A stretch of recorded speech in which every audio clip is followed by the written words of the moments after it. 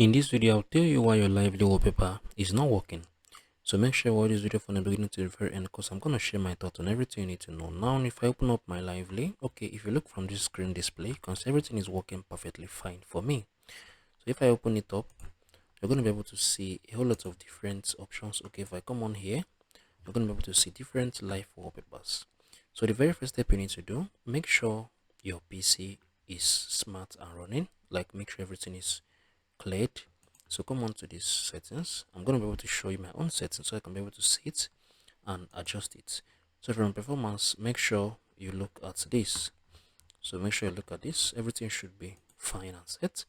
So I think the next option that is, I think probably one of the best options is to just restart your PC. Restart your PC and click on this. Like right click your mouse. You're going to be able to see the refresh option once you right click your mouse. Yeah, so this is it. So click on the refresh, everything is going to refresh. So once you have done this, check again, your lively is going to be working for you. So if you found this video helpful, subscribe.